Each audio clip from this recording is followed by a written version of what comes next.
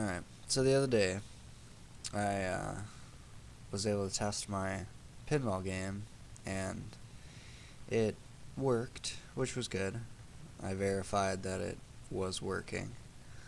But I was kind of disappointed by how incomplete the programming was on it. I thought it could be better, and when I went back and looked at the script that I wrote for the program, I really didn't want to go through all the work of editing it, and trying to fix the game to make it better. So I really wanted the game to be better, but I didn't want to do any of the work to make it better. And I'll explain why I was so put off by the idea of fixing up the game that I had. Was because I have a sounds folder here, and I have all the sounds that are in the game in this folder, and there's about 80 of them, which is quite a bit, even though it's not as many as I want in the game. The more you have, the less manageable it becomes to handle all those sounds. If I open the script here, I'll show you.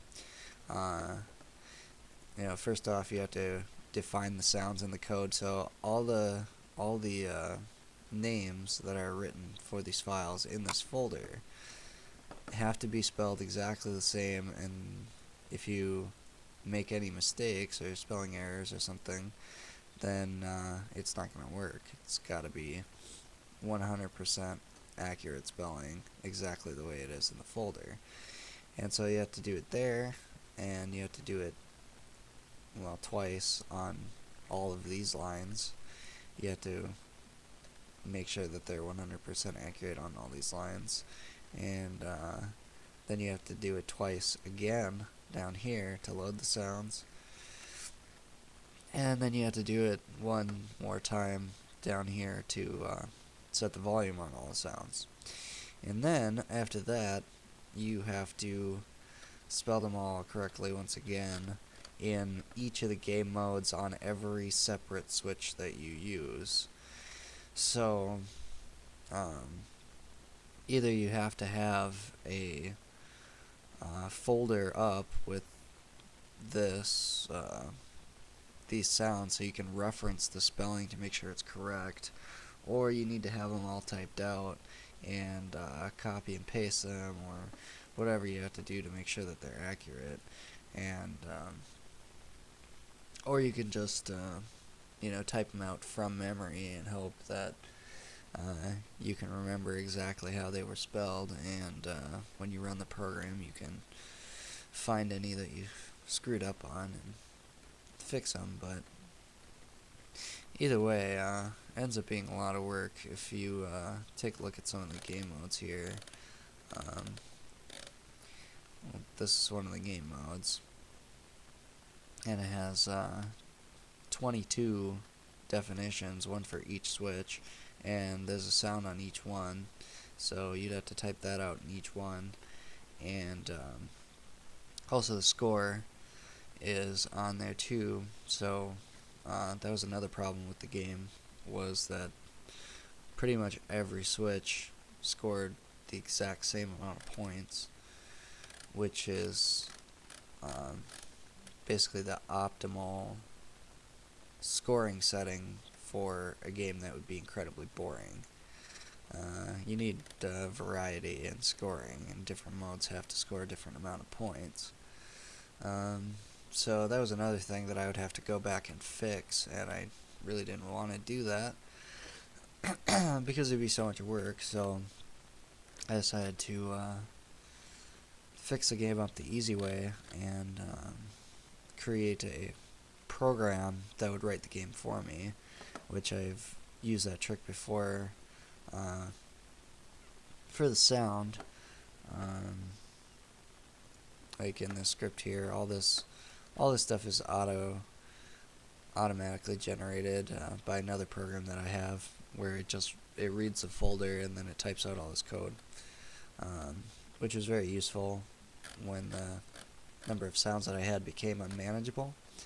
But now pretty much the entire game has gotten so big that almost all the code is becoming unmanageable. So I didn't want to go back and fix all those game modes by hand, so I created a game mode editor that would do it all automatically. So I'll open that and run it.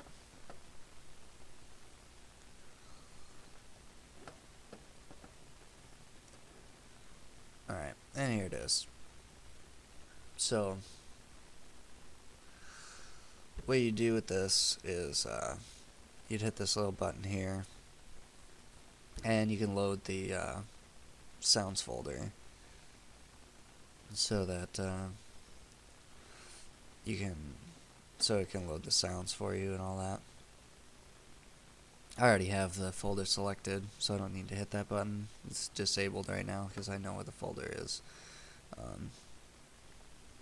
But you pretty much start with this combo box up here. It says game mode, and you just select the game mode that you want to work on.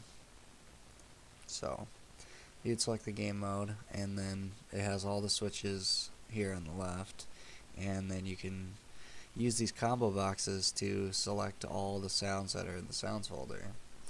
So you don't have to worry about making any spelling mistakes, and you don't have to type any code to set these sounds. You just have to point and click, which is really super easy. Or you can I think you can just use tab as well, and you can tab through and like hit the first letter of whatever sound you're looking for. And anyway, it goes really, really fast, much faster than typing it out by hand. So that's really useful, and setting the score is really super easy to do as well. But you can just type it in, then you can hit tab to go down to the next one, and you can fill out all these pretty dang quick. And so it makes it super easy to set the score for each switch. And then also this checkbox here is for the advanced bonus option, where you can say I want this this switch to advance the game's bonus counter, and that's the bonus that you would get at the end of the ball. So you can choose which switches will advance the bonus. And then in this column you can choose whether you'll collect a harassment token, which is like the main game token in this game. You want to collect all of the game tokens to get the jackpot. So you could say if you're in confusion mode and you hit the number 1 target, then you can get the confusion harassment. You can collect that token. So that's how that works. Although some of these game tokens are conditional, where for example, like some of them you have to have all the targets completed, in which case you would just make sure that you put it on all of the targets, so that no matter which target is completed last, you'll still collect it. And some of them aren't conditional at all, and if you just put it on a switch, it'll work perfectly fine. So that helps a lot. And this column here is activate game mode, which is really cool, because this is going to determine whether this switch will activate a different game mode and bring you into a different game mode after you hit it.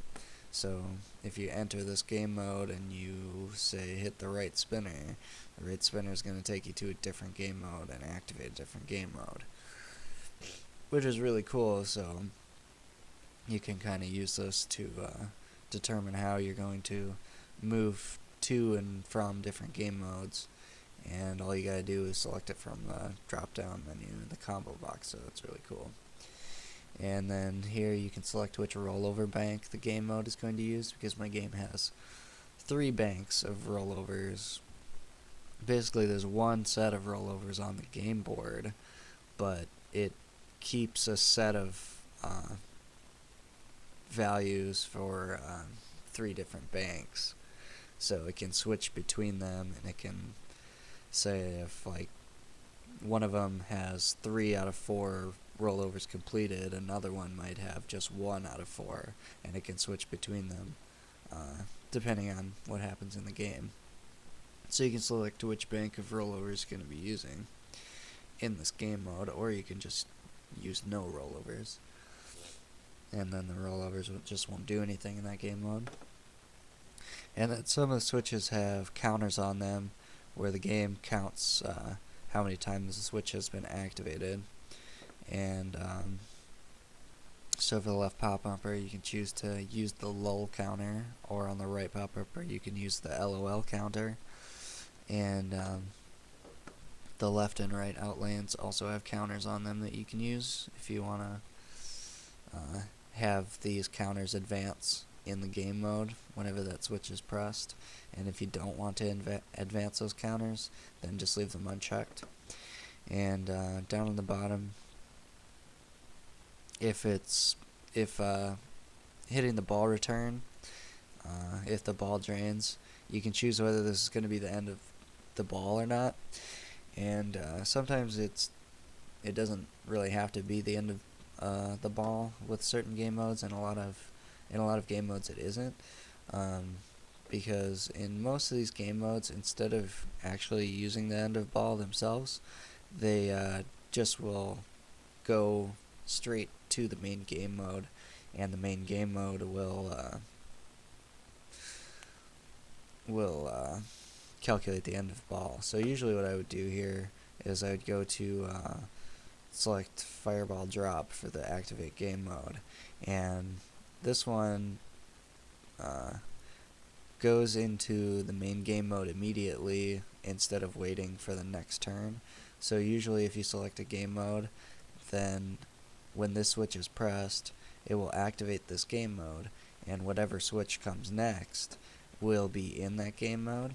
But with this one, if this switch is pressed and it's the ball return, then the ball return will be pressed in the main game mode instead of in this game mode. So it kind of like falls through to the main game mode that's like operating underneath it, in a way, is the way I like to think of it. So if you just use Fireball Drop, and then you don't have to use end of ball, because it will go to Fireball mode, and in Fireball mode the ball return always uses end of ball. But if you want to, you can have it be the end of ball in this game mode, where it doesn't return to Fireball mode, but it still calculates end of ball. Fireball is the code name for the main game mode, because that was the original game title. So that's the name that I used in the programming. But anyway, there's more to this as well. There's also activation options for when you first enter the game mode that you selected, so you can set that stuff up in this program as well, which is really cool.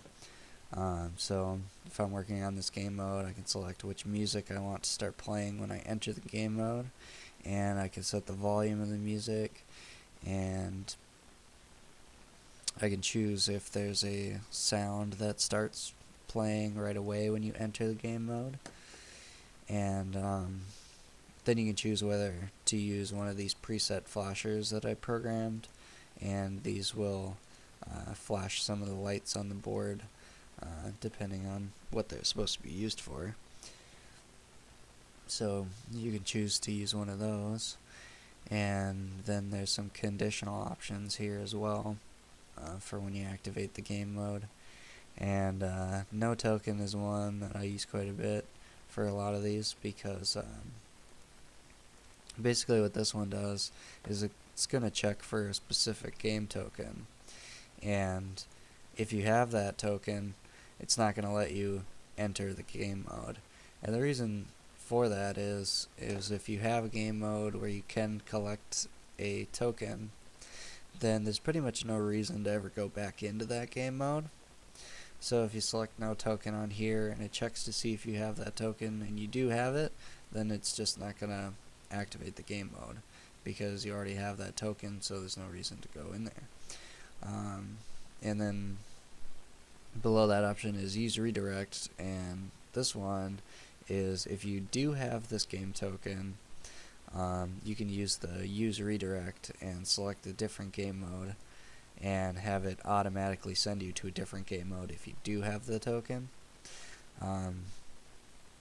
If you use no token and you don't use the redirect, then it will just ignore this activation. It won't do anything, basically. So it won't play the music, it won't play the sound, it won't do anything. It'll be like it doesn't even exist. But if you use a redirect and you do have the token, then it will send you to a different game mode. So that can be kind of useful depending on what you want to do with the game. And then this one is bank completed, and you can choose whether you need to have a specific bank of targets completed to enter the game mode.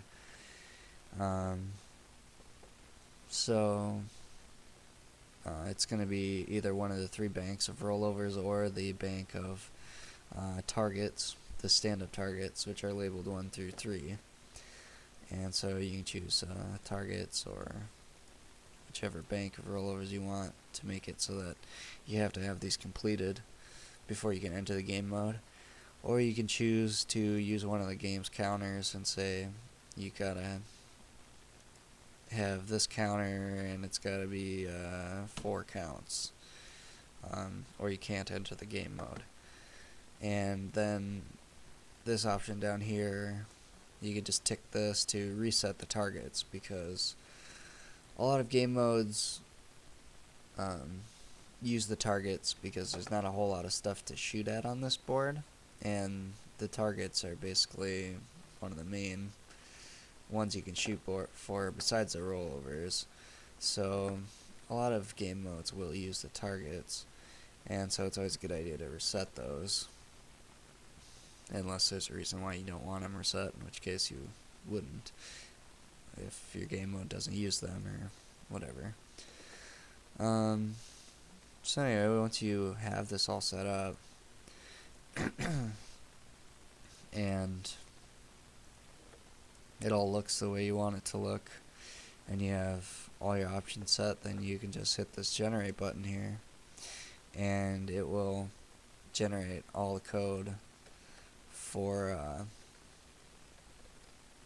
your game mode, including the activation function here. So, like I said, I need the B rollovers completed, so it checks to see if they're completed before it does anything. If they're not, obviously it won't do anything. And if they are completed, it'll reset the rollovers, and I ticked the reset target, so it's going to reset the targets. And I had no token.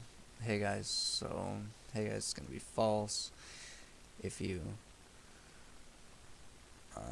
do not have it, then you're free to go. You can enter, but you got to get past the LOL counter, or the LOL counter as well, so check that. And then it's going to run the code, like setting the music and playing the sounds, and actually changing the game mode to the next game mode that's going to be in, and this is the definitions for the game mode when it's going to be in this game mode, and it's got all the sounds printed out and the score for each one. And all you got to do with this is just copy and paste it into the main script that I have for the game, which is right here.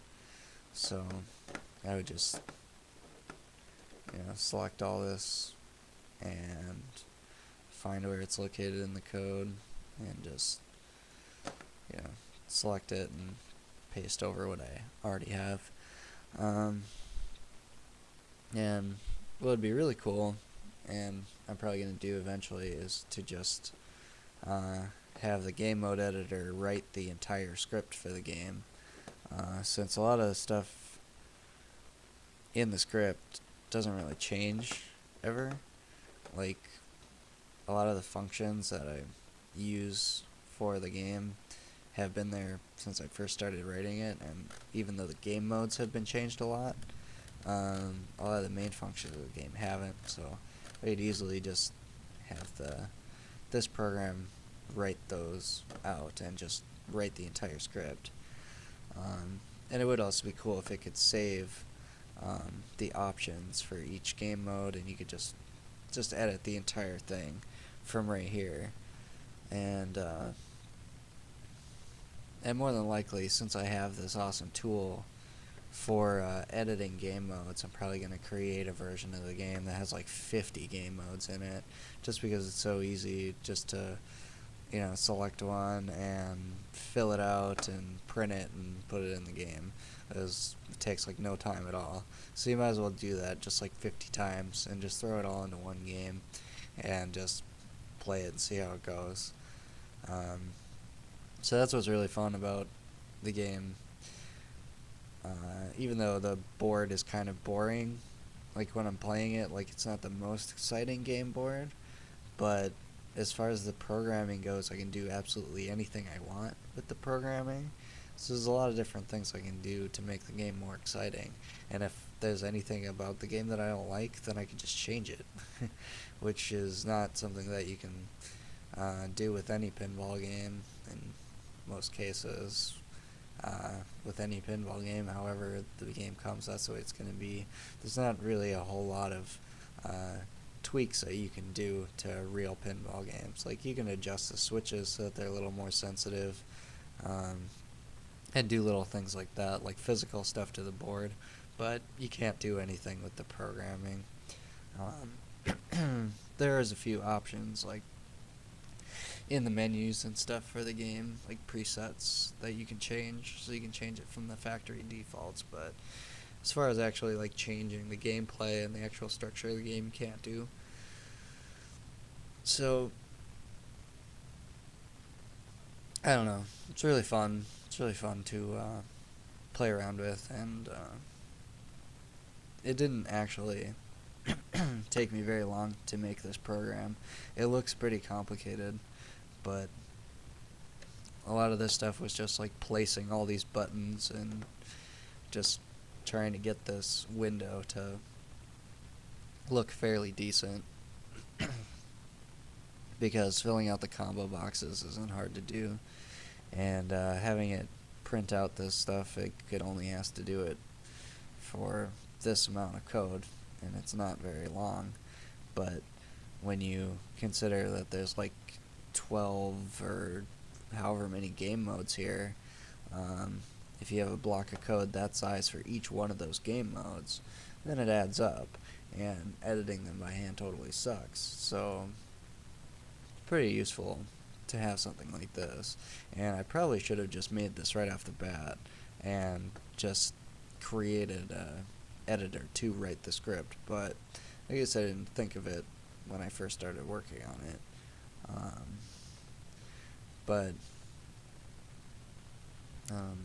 now that I have it now, I doubt that I'll be using anything else. I'm not going to be editing it by hand at this point, so I don't know, pretty fun. Thought it was worth showing it off. So hope you thought it was cool, and I'll probably post a video of my game once I get a chance to actually show off the actual work that I did using this editor to fix up the game. So at some point I will do that.